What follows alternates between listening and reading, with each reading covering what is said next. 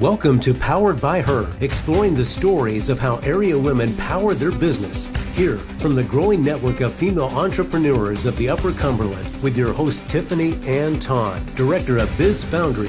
Powered by Her starts now. Hello, welcome to Powered by Her in the Hints and Oakley Podcast Center. I'm Tiffany Ann Ton with the Biz Foundry, and I have Megan? What do you prefer? Either or is fine. Okay. Meg, it's Meg's Bread. So, Meg Borland of Meg's Bread in today. Thanks for being here, Meg. You're welcome. Thanks for having me. Megan, I guess it's... I know. It's like my new alter ego. Right. So, were you a Meg growing up? Never. Oh, it just sounded better with the bread. Yeah, I guess so. Yeah. My friend drew my logo, and she was like, "What's your business name?" And at the moment, I was like, I didn't have one. And I said, I guess it's Meg's just good bread. Yeah. And Meg seems better than Megan. Yeah. Well, there you go. Okay. So now people know you as Meg. The bread girl. Yeah. Yeah. I think that it's kind of nice to like reinvent yourself at some points, you know? You got to have a new identity a little bit. Yeah. So, you did not grow up here in the Upper Cumberland area. Mm-mm. Where did you grow up? I grew up in Michigan. Smack dab in the middle of Michigan. Woo! Yep. Michigan girls. So what, like growing up, did you grow up in a farm area or? Because there are farm areas in Michigan. Yeah, the middle is pretty rural. I grew up in a town. Yeah, it was surrounded by farms. Yeah. We moved to a bigger city when I was in elementary school, and that was maybe 25,000 if college wasn't in, and 40,000 when college was in. Yeah. What university was there? Central Michigan. Oh, okay. So you, as a kid growing up, did you feel like you were drawn to farming or so let's stop for a second. Okay. Meg's Bread is a bread company, a bread store in town.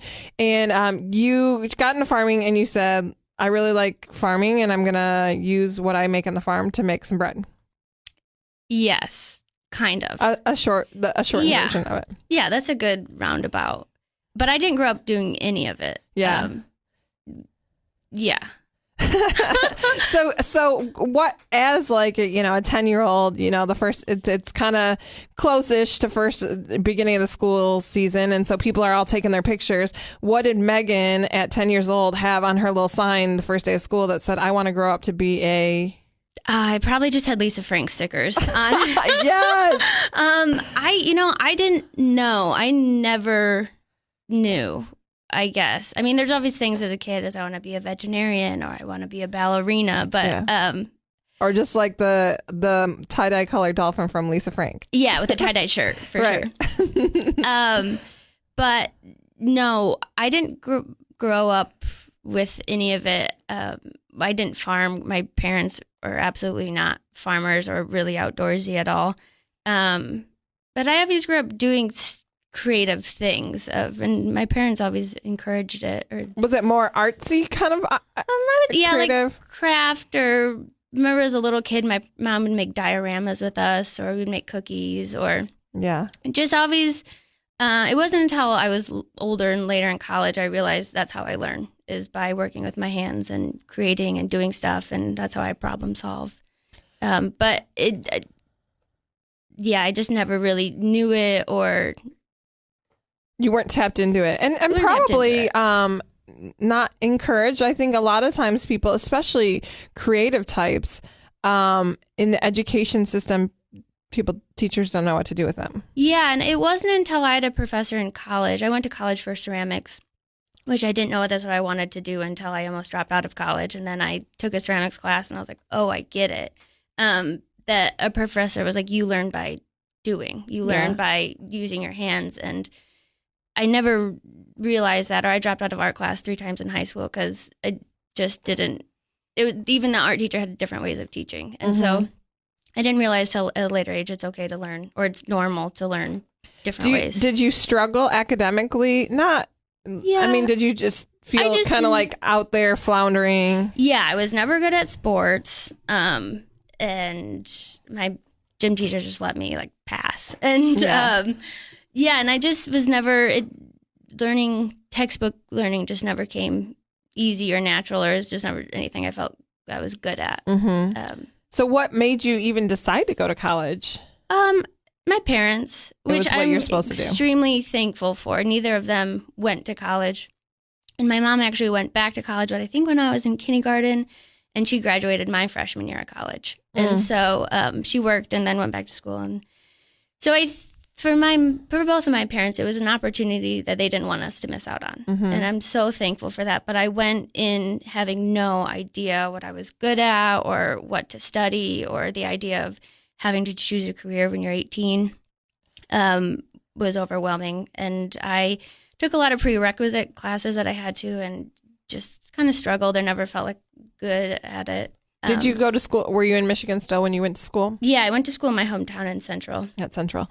And did you think, as a kid, did you think business was a part of it? So, you learn by doing, but I always say, like, I'm guessing the farm part was the passion that you had, and then you decided to start a business from it. But were you the kid? We talk a lot of times where it's like, I was selling, stuff on the playground or whatnot. Were you? Yeah, actually, now thinking about it, my grandma, when I was in second, third grade, hacky sacks were really cool in the 90s. I guess it was still the 90s. Yeah. And my grandma would knit hacky sacks, and my brother and I would take orders, and we would sell them, which now that's clicking. But yeah.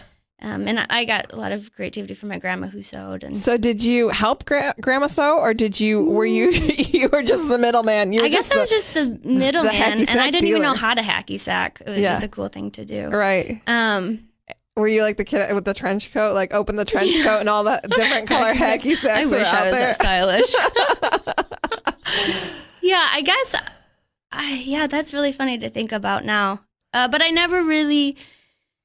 It didn't stick with you that, like, oh, I'm making money, I'm selling, having a business. Like, I'm gonna have my own business when I grow up. It was just like a cool thing to do. Yeah, it was just a cool thing to do, and I think that's kind of where it ended at that point. Right. I was never maybe the hustle of it, or like that adrenaline of that. Yeah, which I think I think people don't really realize, like, you're just now saying, oh yeah, I guess that was kind of entrepreneurial.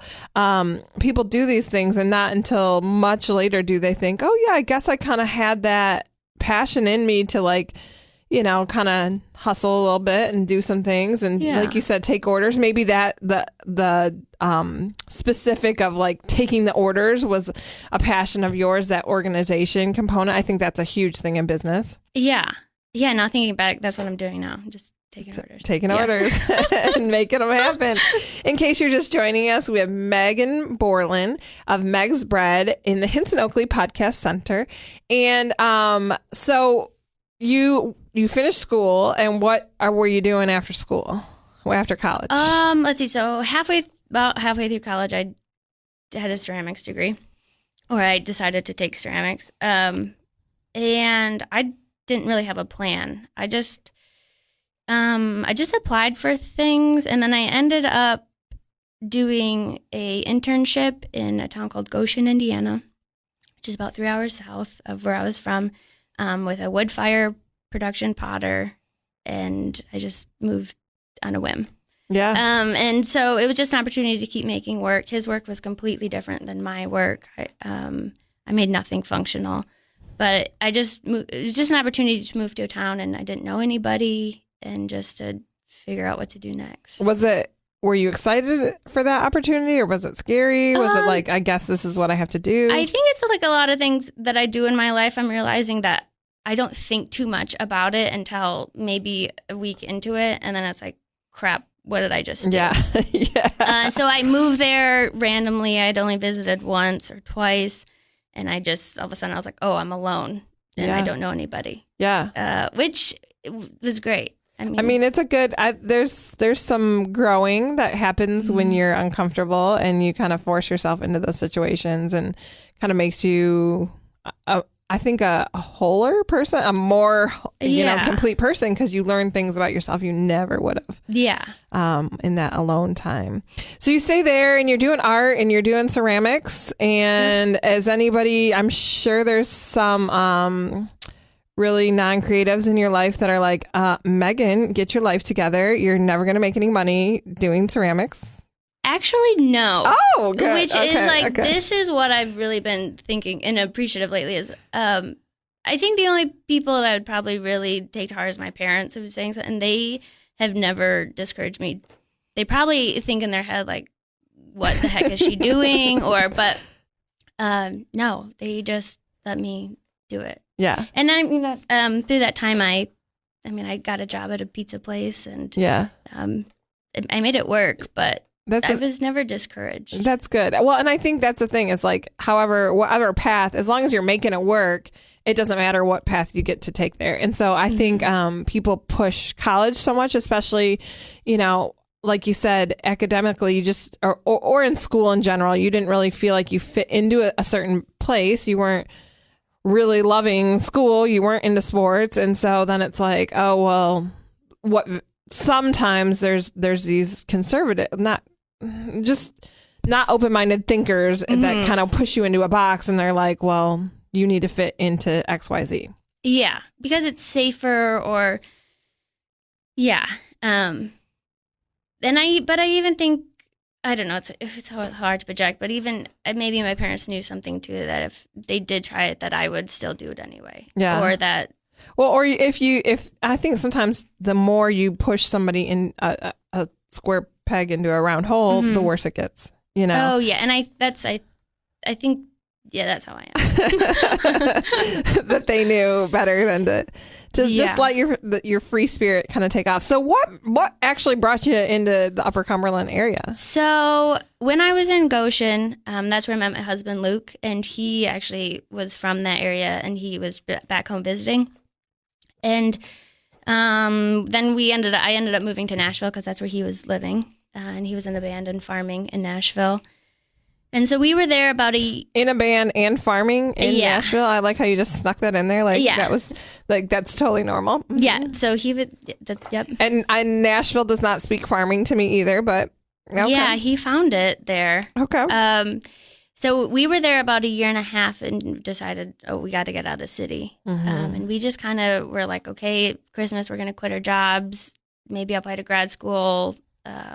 We'll go to Mexico until we figure it out. And then right before that happened, a few months before we were going to leave, we had an opportunity at a property. It's about 45 minutes northeast of Cookeville, for Luke to kind of take care of the land and maintain it. So to be farming the land? Farming, yep. Full time? Yep. And it's like how I think Luke and I both live our life. We're kind of like, well, we've never done that before. Let's try it. Let's Google, teach us what we don't and what we need to know. And yeah, absolutely. And so Luke didn't grow up farming. It's more closer, I guess, in his grandparents, did maybe corn, soybeans, wheat type of thing. Yeah. They had eggs, but Luke's parents didn't grow up farming. Luke picked it up through college. And so we just moved out to this place in the middle of nowhere. Again, don't know anybody, and said, well, we'll give it a year. All of it, we're like, we'll give it a year and a half, and then we're still there. Yeah. So how long ago was that you moved to the farm? This is year 5. Okay. So you go out to this farm, and Luke's farming. What are you kind of helping him on the farm, or are you? Yeah. I think I had a ceramic show. I was still doing ceramics when I was here, and it was I just had this realization, like, ooh, this doesn't feel good anymore. Like, this making ceramics, or this just isn't what I should be doing. And so, I was just helping Luke at the farm. It was a land that had been farmed maybe years and years ago, but we were just kind of starting again. And so I was just helping him, and we were just trying to figure it out. And in the process, you started baking?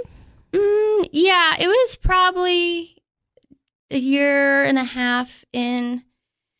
We got in this really big kick of like, we're just going to produce all of our food, like meat and vegetables. And I was like, bread, we can make bread. And so I found this magazine, and it was like a no-need 3-ingredient, 4-ingredient bread. And it was yeasted, and I made it, and it was like, this tastes pretty good. And we were selling at the Green Market in Cookeville. And so one day I just took a few loaves of bread, and you just make them in a Dutch oven, in your oven, and they sold. And then I kept doing that, and I would make 10 loaves of bread. The first time you went to a market, you took 3 loaves. Yeah, and they sold, and I was like, well, this might be something, because we were, it was the first year of growing too, so learning. Just learning. Yeah. And then I could make 10 loaves of bread in about 5 hours, which is just not efficient. And so that led to me building this homemade wood fire oven that we dug clay from the property and made. And then it just kept growing and growing. So why building an oven again? Why are you like, what made you think this is a worthwhile idea? I'm going to keep pushing forward because doing 10 loaves, like you could have thought, okay, well, this is where this journey ends. Yeah. I think because it just kept selling. And then I was like, oh, this isn't efficient burning propane. Our neighbors actually had a wood fire oven that they built. So I had some point of reference. And then it was also like, why not? The clay's right here. Let's just dig it. Worst case scenario, it doesn't work. But it just kept working. And at some point then you started supplying one of the local restaurants with their bread. So Backroom Bistro, so did he find you? Did you find him? How did that? We knew him through, I think, selling produce, which was a great connection point of like we were selling produce and people knew us from the farmer's market. So it was easy for me to kind of slide in there. But yeah, having the wood fire oven led to making more bread I don't know how I made this jump. I think I started making bagels and then I was like, oh, I need a convection oven. And so I got this like full size restaurant convection oven. It was in our kitchen for a while, which is insane. Which I don't even know if that's like safe, but I think it was. And then we like built this little. You're still here today, so we're okay. So it just kept building. So then we had this huge oven in our house. I was making 49 loaves in the wood fire oven. I was selling to the Backroom Bistro, all in our house. It was wild. So at some point you thought maybe this is legit. Like I need to actually. This is not just me cooking bread at my house. Kind of. It was kind of a forced thing too. It got to the point of making home croissants at home and galettes and hand pies, and it got to the point where I didn't sleep much between Friday and Saturday going to the market, and it took over their whole house. It wasn't until a year ago in January or 2 years ago that I was like, oh, I think I have a business. And I think I had my identity in farming. And then I realized, oh, I need to get out and see people, or we need a connection point in town. Or I do as a person. I think I'm a people person. Yeah. So you wanted to kind of branch off of just focusing on the farming and really build this bread business. Yeah. In case you're just joining us, we have Meg Borland of Meg's Bread in the Hinton Oakley Podcast Center. And so then you decided, okay, I'm going to make this legitimate. I'm not going to just be selling at the farmers markets and just kind of helter-skelter everywhere, have this in my house. And let me really make a point here in town, a brick and mortar restaurant. Or I guess, do you call it a restaurant? I call it a bakery. A bakery. Okay. And you kind of wandered into the Biz Foundry and we took you under our wing. It's true. And we were like, oh my gosh. I don't know if Jeff really believed in your business or if he just really liked your bread. Yeah. Either is okay. Maybe a little of both. But he was really excited to have to kind of help you guys start out. And so you found a location, and how was that? Again, here you have a degree in ceramics. You've learned farming. Now you have to find a building that and build a kitchen. How do you navigate that? You don't have a formal training in any of that. Yeah. I think it's one of those things I don't realize what I'm doing until like I'm in it, and it's like, crap, I'm this far and I have to keep going. Yeah. I was just very fortunate to have people to support me, like having the Biz Foundry or having like Rodney from the Backroom Bistro, or just having these people in town that have done it and just ask questions. And I think that's the biggest thing, just have support. I feel extremely fortunate to find the place that I did, and the landlord, and it just kind of worked out. This other idea of where it was going to be just kind of fell through. The timings didn't line up, and I got pretty sad, and I was getting a beer with a friend at Hicks, and at that moment I was like, what's that space next door? And I asked one of the bartenders, and they said nothing was there. And it just happened to be at the time that I was feeling really sad that this other thing fell through. I went and got a beer, and I found where I am now.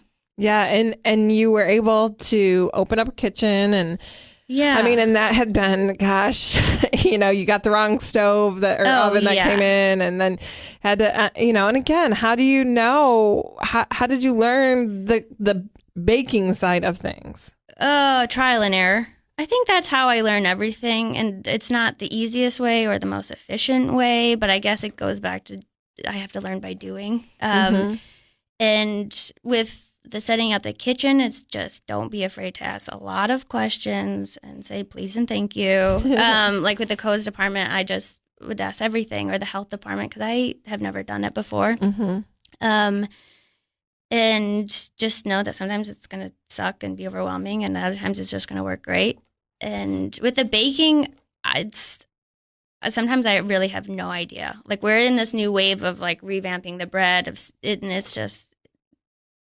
it's a rabbit hole. Yeah. And I think that's why we do it, is because it's always, we use the analogy of finding the white whale. It's like there is this ideal loaf or this ideal croissant, and with sourdough, it changes. If it rains, it changes. With humidity, like everything can affect it. And I think that's some of the addiction to it, of always learning and reading it and trying things. It. And yeah, I mean, it's just always a learning process. I mean, did you ever think that you would be so passionate about bread?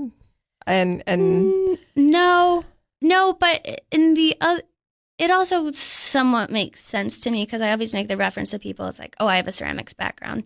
And I think the tactile quality of it comes pretty natural to me. Dough is kind of how I wish clay would have felt. I always felt, just for me personally with ceramics, it was somewhat a limited group of people who would go to a gallery and see it. And that's a beautiful space to view. Or the galleries are great. But for me, bread and food is just so much more of a sweeter connection point for me with people, and to connect with people. And yeah, and I think there's connections between ceramics and bread. So you spent some time working to get a bakery open, and your plan was always kind of to have maybe a few tables, but it was more of a pickup kind of stop for people. It was not, you weren't going to have servers and all that kind of stuff. And then COVID-19 hits. Yeah. So you were open for how long before quarantine started? I had two very soft openings. The first soft opening, my second oven that I had to get shipped and reshipped wasn't there yet for bread, so it was just pastries. And that was right after the tornadoes.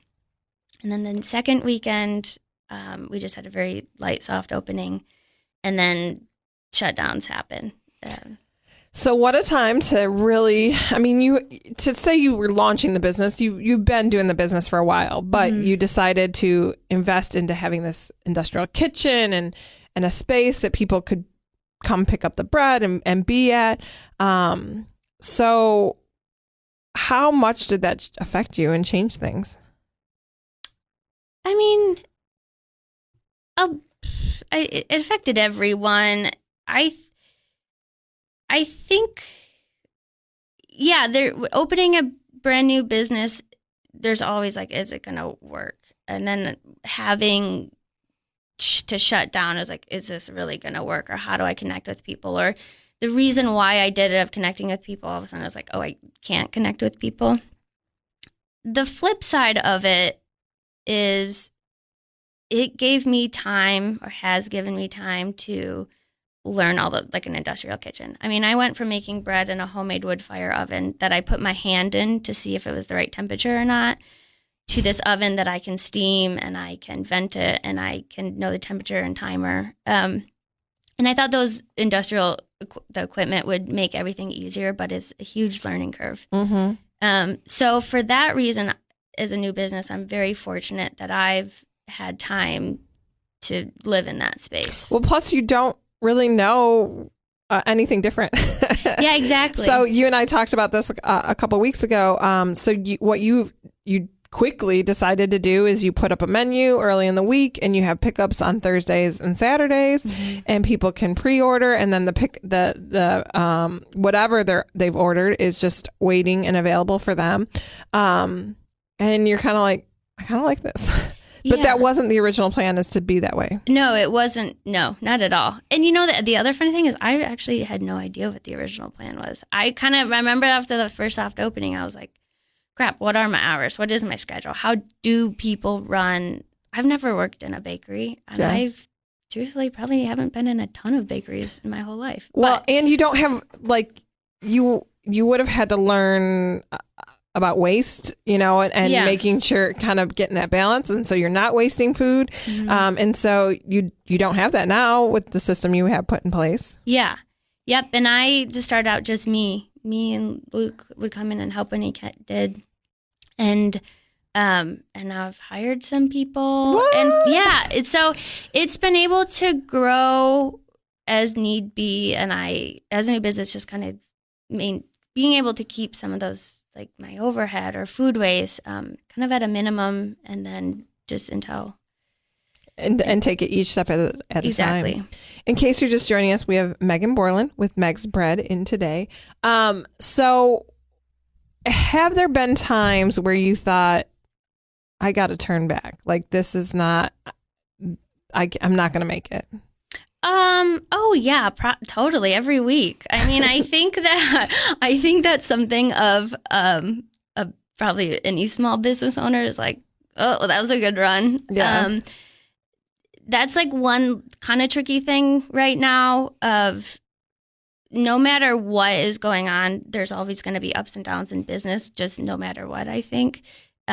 With the pandemic and everything going on now, it's like if it gets a little bit slower, it seems a little bit more nerve-wracking because you're like, what's it going to happen? But just realizing there's always flux. Well, and you have nothing else to compare it to. Yeah, this is like, so I'm just trying to remember just to ride out the storm. Right. And not panic. You can't compare it to selling at the green market last year. Yeah. That's, it's not comparable. So, what has kept you going over all this time? That's a good question. I think just knowing I have to. And I mean that in a good way of just knowing just to keep showing up, and that I think that I can be my own worst enemy of being scared or just wanting to stay in bed or to throw my hands up in the air. And I think that's how I do everything in life, of not thinking about it too much until I'm like too far into it, being like, well, there's no turning back now. Yeah. And just keep showing up and adapting. Keep going. Just keep going. What do you think, are there any landmarks, benchmarks that you think, oh man, I can't wait till that happens, or that'll be so crazy? I mean, I would imagine hiring somebody. Right now, someone's mixing bread and I'm here, which is like blows my mind. But I feel so fortunate that I've hired good people, and truthfully, I could just keep saying best case scenario and worst case scenario. The two people that I've hired, I wouldn't have been able to hire them because their jobs that they had fell through or just didn't work, or they needed work. And I feel so fortunate that I have them, and it is. This has definitely been a year of ups and downs. I think people want to focus, oh my gosh, 2020, it's, but there's been a lot of great, in the business community, to see how much these entrepreneurs have just pivoted their businesses and said, oh, well, okay, let's pull up our bootstraps and keep going. And this is what it is now. Easily you could have said, well, that was a fun run. We had tornadoes hit and we had a quarantine. Okay, well, I'm going to, go home after this because that's a lot to face. But you just kind of said, okay, well, this is what my business model is going to be, and I'm going to figure this out. And you've kind of said you kind of like it. You might, after things quote unquote open up, who knows what that's going to look like, but you might kind of keep a similar model. Yeah. I think I'll keep something with that. Yeah, it's like I do miss people. I do miss the easy interactions. Yeah. But we started setting up at the Walnut Street Market on Saturdays. Cookeville, locally grown. Yep. And Luke sits up there with produce, and he takes my bread over, and then I'll stop by. And that feels good to talk to, just to interact with people. Do you feel like this, Luke does the farming, and one thing we should pull in is that your breads, you do take some of the produce, or you take some of the vegetables, or you take things from the farm and you flavor and use all the ingredients in your breads as well. It's not just plain sourdough bread. Yeah. And I think that's how, I guess it is part of how the shop started, because selling from home, you're kind of limited on what you can sell at a farmer's market, and like the savory pastries or quiches, or that's something, having a certified kitchen in town, and I can use more of the farm produce with stuff that we make at the shop. Where do you, so it's always, I feel like it's a creation of what you're going to offer each week. Is that the art background that because you don't have a food background of, I think so.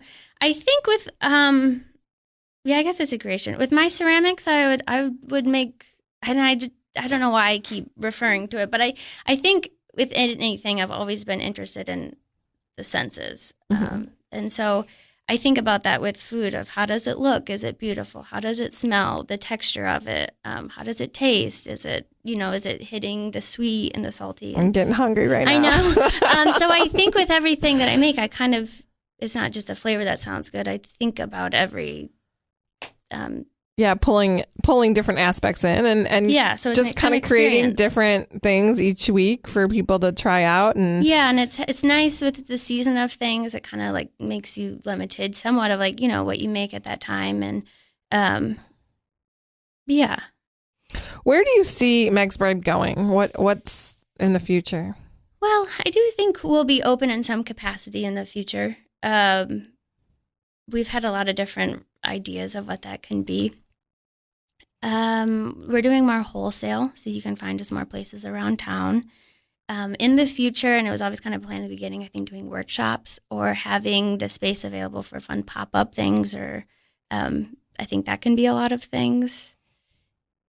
Yeah, I mean, honestly, at this point, who knows? If somebody gives you an idea, you just start running with it, and then... Yeah, and then I'm halfway through, and I was like, what the heck am I doing? Oh, I didn't really realize I was doing that. But there's...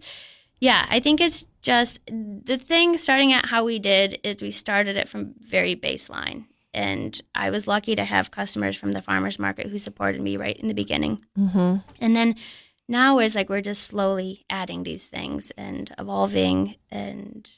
Sometimes I want to do 20 things at once and jump off a cliff, but I just know that that's not right, or I can't, or maybe that's like panicky, like, oh gosh, I need to do something. Right. But yeah, just... Any advice for other entrepreneurs kind of starting out there or who are struggling during the pandemic right now? I say stay adaptable. It's hard. It's hard and it's exhausting sometimes when everything's in flux. But I think that's the best thing is some people might not like this, but like there's no normal. Everything is always changing. And sometimes you just have to stay aware.